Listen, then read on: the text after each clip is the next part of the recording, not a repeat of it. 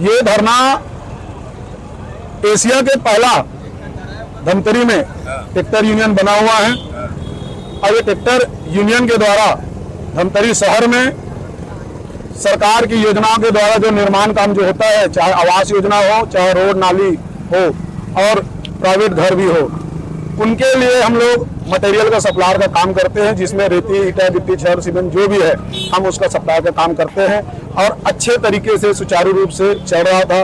किंतु कुछ दिनों से हम देख रहे हैं कि माइनिंग के द्वारा सिर्फ और सिर्फ जो गरीब वर्ग के जो ट्रैक्टर चालक हैं उनके ऊपर कार्रवाई किया जा रहा है, उनको प्रताड़ित करने का काम कर रहे हैं।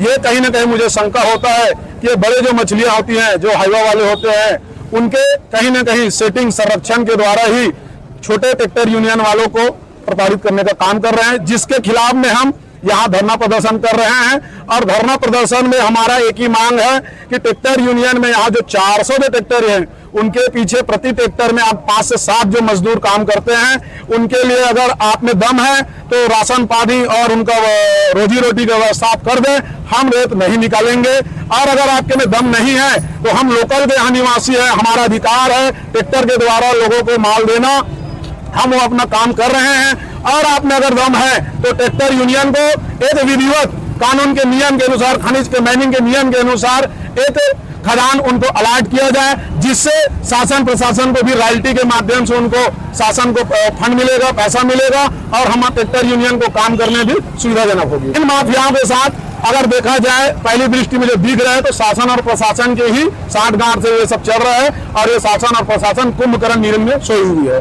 कितना नुकसान पहुंचाते हैं अगर आप एक आंकलन लगाएंगे, एक ट्रैक्टर में अगर ट्रैक्टर वाले काम करते हैं तो प्रत्येक दिन में ज्यादा से ज्यादा 5 ट्रैक्टर ही रेत निकाल पाते हैं। लेकिन आज एक हाईवा अगर बोलो तो एक दिन में 400-500 हाईवा, तो एक हाईवे में अगर आप उसको अनुमान निकालोगे तो 5-7 हाईवा, 5-7 ट्रैक्टर रेत निकलता है। तो प्रतिदिन कितना जो रेत है, महानदी का रेत है, धमतरी का जो रेत है, वो यहाँ से निकलकर आज नागपुर, महाराष्ट्र और स्टेट से बाहर अन्य राज्यों में जो जा रहा है, उससे हमारे धमतरी वासियों को तो भविष्य में जो नुकसान होना है वो दिख ही रहा है। ये आंकड़ा है धमतरी जो क्षेत्र है, धमतरी क्षेत्र में जितने भी जो खदान संचालित हैं उनकी है।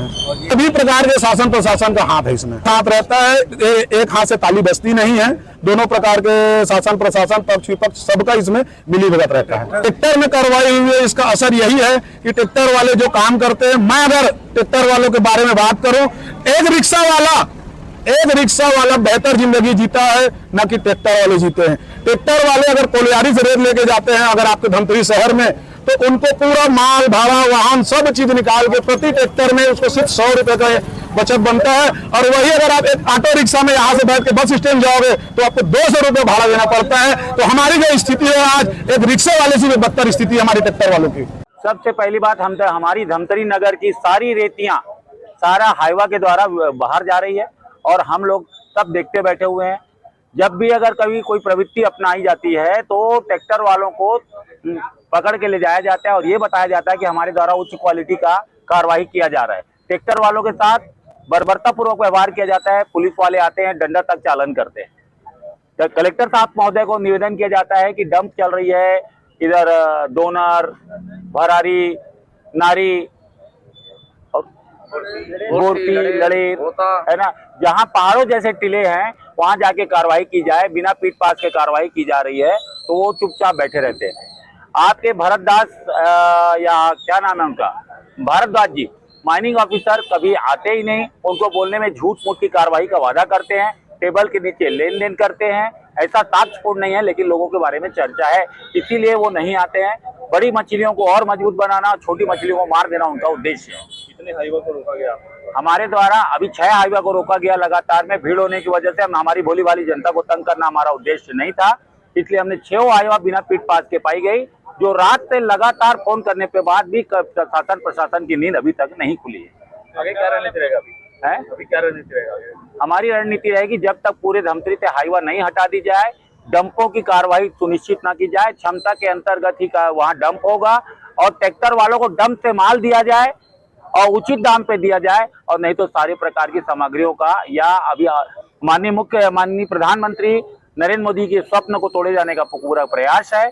उनके आवास योजना को, धमतरी गलियों का नगर है, धमतरी के गलियों में हम रेत पहुंचाने में सक्षम नहीं हो पा रहे हैं। सारा निर्माण रुक चुका है। महानदी से भी ट्रैक्टर वाले रेत निकालते हैं। महानदियों से जो ट्रैक्टर वाले रेत निकालते हैं, अवैध उगाही की जाती है, उनको वहां पे गुर्गे होते हैं जिनका नाम हम लेने में असक्षम है, नाम जानते हैं, लेकिन अगर हमने नाम लिया तो हमारी हत्या तय है। हमको अगर शासन प्रशासन सुरक्षा प्रदान करे तो हमका खुल के नाम लेंगे, और नाम लेने के उपरांत रेत निकालते हैं ट्रैक्टर वाले, यूनियन वाले नहीं हैं।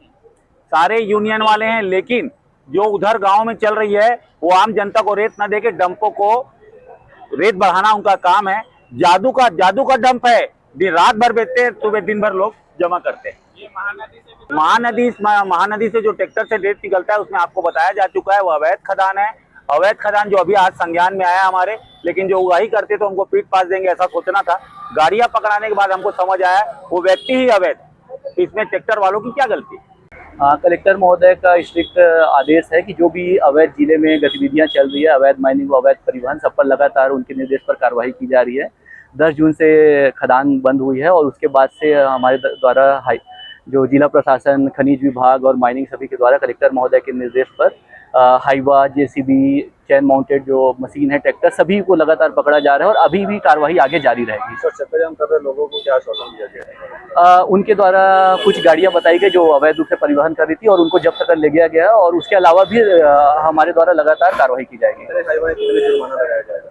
उस पे खनिज विभाग द्वारा उसका निर्णय लिया जाएगा। वो जो उसका प्रति घन मीटर के हिसाब से रहता है, तो उस पर बिल्कुल निर्णय लिया जाएगा और कड़ी कार्रवाई की जाएगी। ट्रैक्टर पर ही कार्रवाई करते हैं, हाईवा को क्यों मारवानी?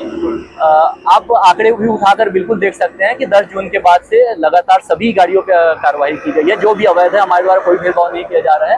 हाईवा हो, चाहे जेसीबी हो, चाहे ट्रैक्टर हो, सब पर कार्रवाई की जा रही है और आगे भी जारी रहेगी। इसी वजह से लगातार कार्रवाई की जा रही है और आगे भी